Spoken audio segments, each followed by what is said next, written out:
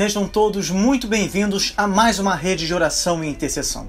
Eu sou Edgar de Oliveira e o meu objetivo é promover com fidelidade e compromisso o ensino das Sagradas Escrituras e da história do cristianismo em ordem cronológica. Além de você poder também ter acesso a um conteúdo de excelência, incluindo essa rede de oração e intercessão, que traz a interpretação dos Salmos, versículo por versículo, uma grande riqueza. E você ainda pode participar do meu Instagram, Edgar de Oliveira Oficial, para ter acesso a um conteúdo bastante extenso também, pois tenho respondido muitas perguntas sobre religião, história e política. E isso tem sido uma fonte de bênçãos para muita gente.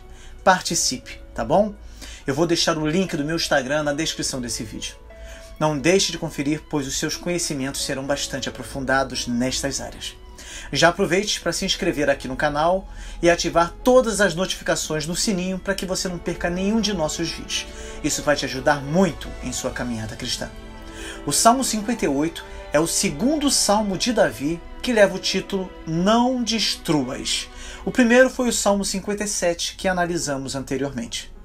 O salmo começa assim: Será que vocês, poderosos, falam de fato com justiça?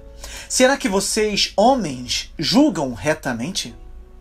Os inimigos de Davi eram um grupo numeroso e unido, e por serem tão unânimes em condená-lo, eram propensos a considerar que o veredito era justo e certo. O que todo mundo diz deve ser verdade. Esse é um provérbio mentiroso, baseado na presunção que provém de grandes combinações. Fiquem muito atentos ao que os homens maus têm feito à sua volta. A nossa bússola sempre deve ser a palavra de Deus. Não devemos confiar em homens maus, mas precisamos buscar a verdade dos fatos. No caso de Davi, ele estava sendo perseguido por Saul, e o que acontecia é que muitos acreditavam nas palavras mentirosas de Saul. No entanto, a exemplo do que aconteceu naquela ocasião, a verdade é simples. Quem cala, consente. Quem se abstém de defender o direito é cúmplice no erro. Tenha coragem para mudar de direção caso você perceba, meu irmão, que está no caminho errado. Faça isso agora, enquanto você ainda tem certa liberdade para agir assim. O salmo continua: Não, no coração vocês tramam a injustiça, e na terra as suas mãos espalham a violência. A palavra de Deus nos orienta até mesmo nos mínimos detalhes, mas devemos compreender o espírito daquilo que é dito, pois somente pelo espírito é que podemos enxergar propriamente. Veja só, os mesmos que se assentavam como juízes e fingiam tanta indignação aos crimes imputados a Davi, agora cometiam no coração toda forma de mal. Como os juízes íntegros ponderam a lei, avaliam as evidências e pesam o caso, assim os juízes maldosos dispensam injustiça premeditadamente a sangue frio. Note nesse versículo que os homens descritos pecavam com o coração e com as mãos, reservadamente no coração e publicamente na terra. Trabalhavam e analisavam, eram ativos e ao mesmo tempo corruptos. Veja com que geração os santos têm de lidar. Assim como Davi e tantos outros, os inimigos do nosso Senhor também agiam desta forma. A história sempre se repete, meus irmãos. Uma geração de víboras, uma geração má e adúltera sempre se levanta. Mas cabe ao povo de Deus resistir a toda forma de impunidade. Os ímpios erram o caminho desde o ventre, diz o Salmo. Desviam-se os mentirosos desde que nascem. Não admira que os homens persigam a semente justa da mulher, visto que eles são da ninhada da serpente, e a inimizade foi colocada entre eles e essa semente que é Jesus Cristo. Imediatamente após nascerem, afastam-se de Deus. Que situação! Deixamos o caminho certo tão cedo. No mesmo momento que começamos a ser homens, começamos a ser pecadores também. Se você nasceu de novo em Cristo, seja sempre grato e lute com todas as suas forças para que outros encontrem o caminho da verdade também. Amém? É isso, meus irmãos, é assim que devemos agir. O Salmo continua: Seu veneno é como veneno de serpente, tapam os ouvidos como a cobra que se faz de surda para não ouvir a música dos encantadores que fazem encantamentos com tanta habilidade. O homem não regenerado, ou seja, todo aquele que não crê em Jesus Cristo, carrega veneno debaixo da língua, como uma serpente. Tenha muito cuidado, pois Davi nos alerta das serpentes e nos lembra de que muitas delas eram dominadas pela arte dos encantadores de serpente. Isso te lembra alguma coisa? Muitos não se dão conta de que são como serpentes que se recusam a ouvir a razão. O homem, na corrupção natural, tem todas as características ruins da serpente, sem os seus pontos positivos.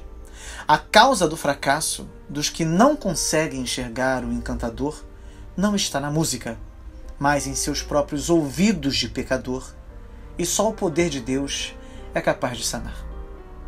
O salmo continua: quebra os dentes deles, ó Deus, arranca, Senhor, as presas desses leões. O clamor de Davi nos impressiona, não é?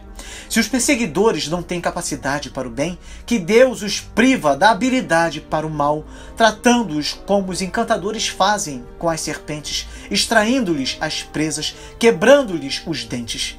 Isso o Senhor pode fazer e fará, seja aqui nessa terra ou no juízo futuro. Mas esse é o fim que espera a todo ímpio.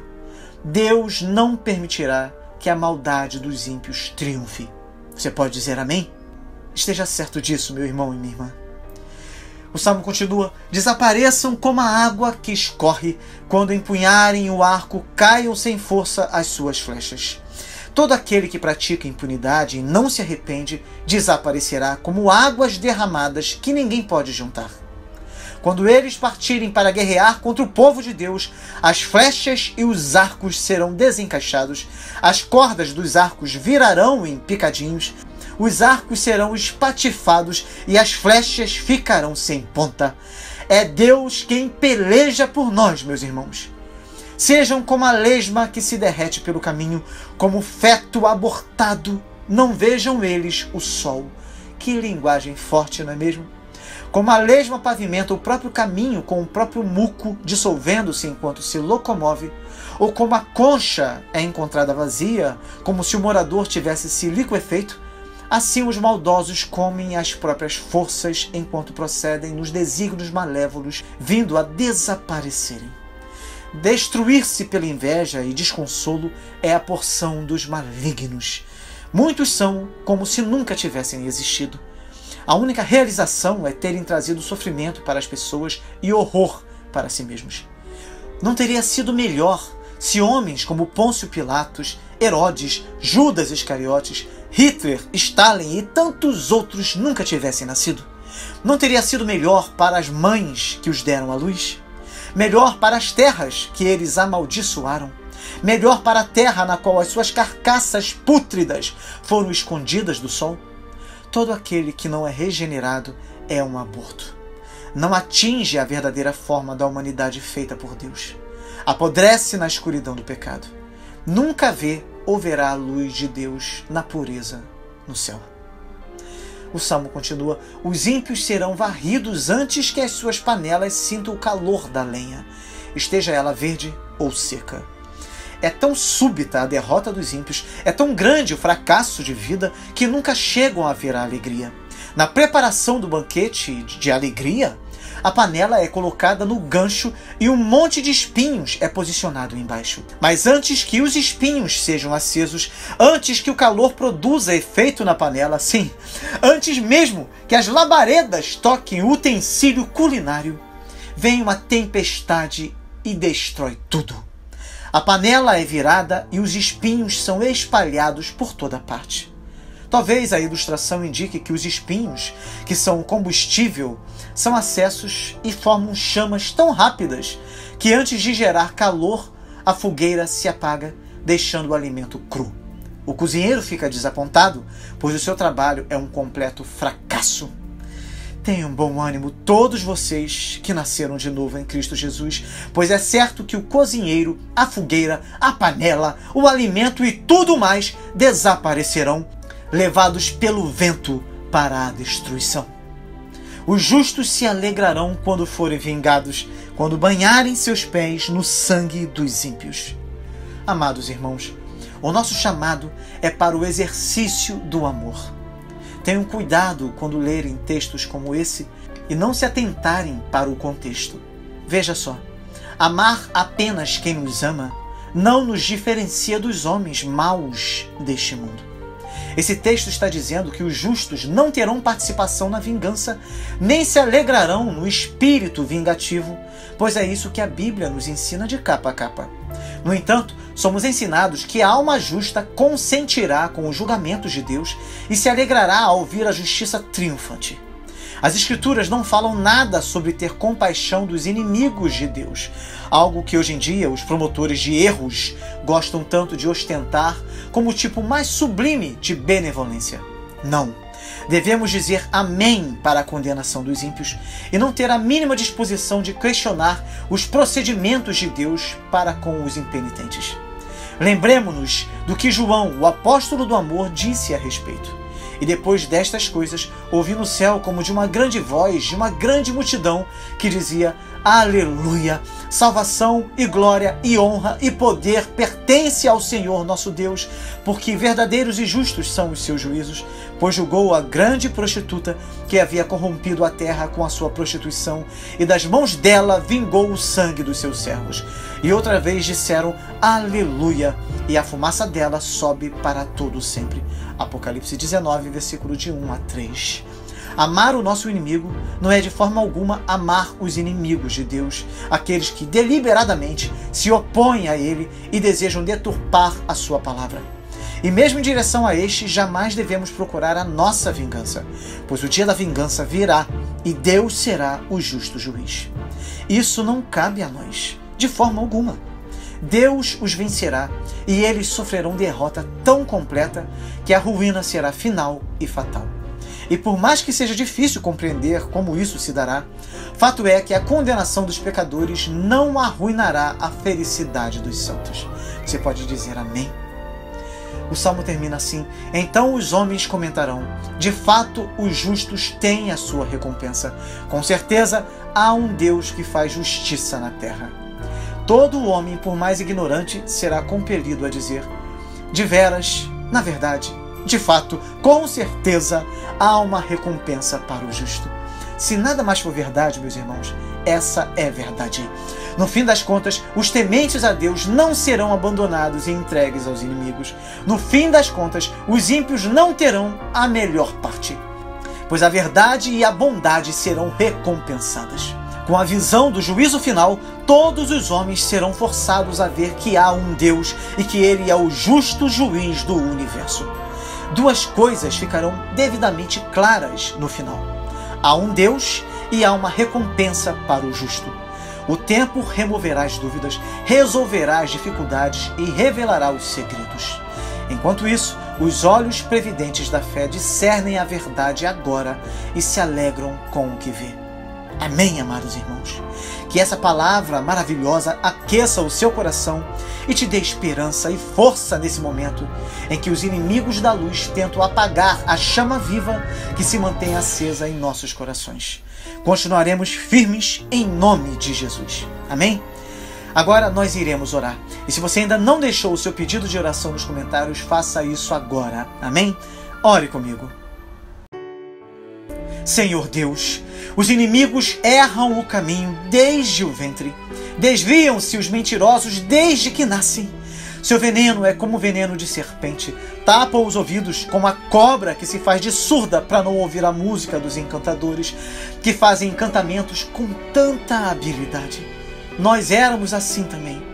A serpente exercia um poder sobre a nossa vida, mas o Senhor quebrou seus dentes e nos livrou do seu veneno. E hoje o Senhor tem falado ao nosso coração e tem nos mostrado a verdade. Deus, tenha misericórdia de nós, para que as presas dos leões da mentira não nos alcancem.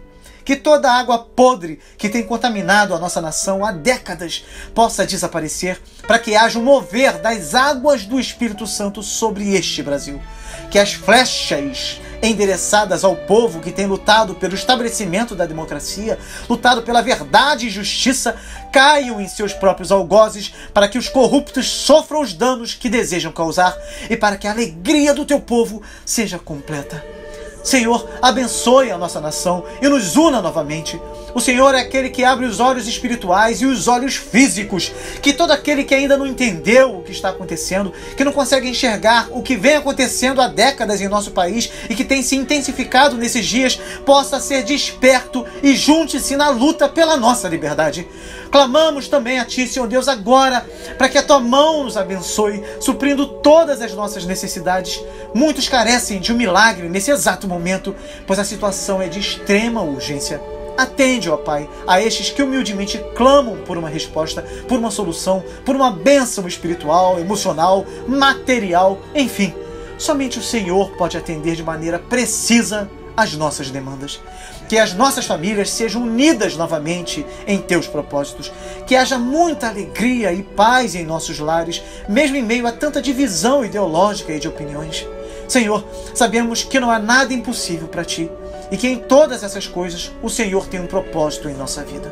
Então, receba a nossa oração e venha depressa atender ao nosso clamor com as respostas de que precisamos. Visita também todo aquele que está doente, acamado, necessitado de algum recurso para se tratar ou com dificuldades financeiras por uma série de fatores. Que o Senhor os abençoe grandemente e os livre de todo mal. Que o Senhor venha suprir todas as nossas necessidades, Senhor. E que o Senhor aplique esta palavra desse maravilhoso salmo em nosso coração. E que não venhamos a nos esquecer de que os justos têm a sua recompensa. E com certeza o Senhor faz justiça na terra e nos céus. Aleluia. Amém. Glória a Deus. Amados irmãos, faça o bem a outros compartilhando esse vídeo. São muitos os que precisam ouvir isso. Faça a sua parte também.